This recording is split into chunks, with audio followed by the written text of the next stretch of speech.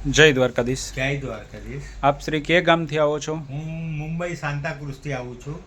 બરાબર. અને અગાઉ તમે શું તકલીફો માટે અમૃત પુષ્પ દ્વારકા કેન્દ્રમાં અમૃત પુષ્પ અને ઔષધિઓ લેવા આવ્યા હતા?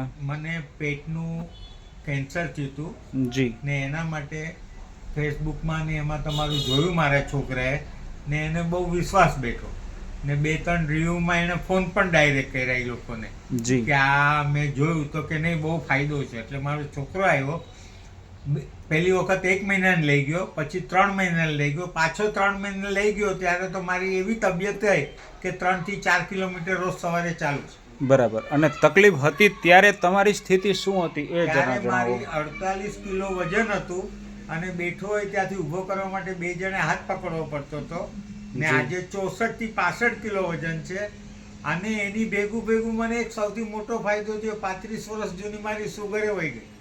બરાબર. સુગર કેટલો રહેતો હતો તમને? સુગર ત્યારે મને 250, જો ગોળી ન ખાવ તો 350.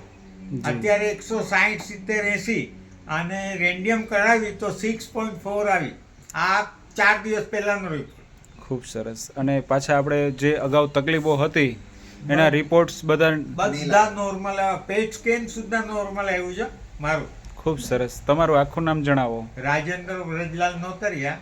અને રાજેન્દ્રભાઈ, તમારા ફોન નંબર, મોબાઈલ નંબર જણાવો. હા, 9819908201. બરાબર. કે કોઈ આવી જટિલ તકલીફવાળા દર્દીઓ હોય તો જેમ તમે કોઈના વિડીયોના માધ્યમથી દ્વારકા સુધી પહોંચ્યા હતા એમ તમારા વિડીયોના માધ્યમથી પણ આગળ ને આગળ દર્દીઓ દ્વારકા સુધી પહોંચી શકે. આવી ક્રિટિકલ કન્ડિશનોમાં દર્દીઓ બેઠા થાય છે એવો તમે અમારી સામે લાઈવ પુરાવો છો.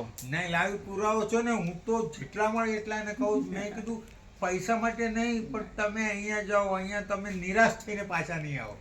ખૂબ સરસ. એક જે આની પહેલા એક ભાઈ આવ્યા હતા, નામ ભૂલી ગયા, મુલુંડથી આવ્યા હતા. એના ફાધરને અઠવાડિયે 2 વાર ડાયાલિસિસ કરવું પડતું હતું. આજે 15 દિવસે 1 વાર કરે, 2 મહિનાની દવા થઈ જશે.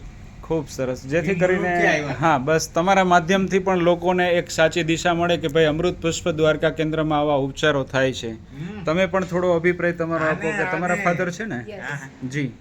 પપ્પાની કન્ડિશન તો બહુ જ ખરાબ હતી.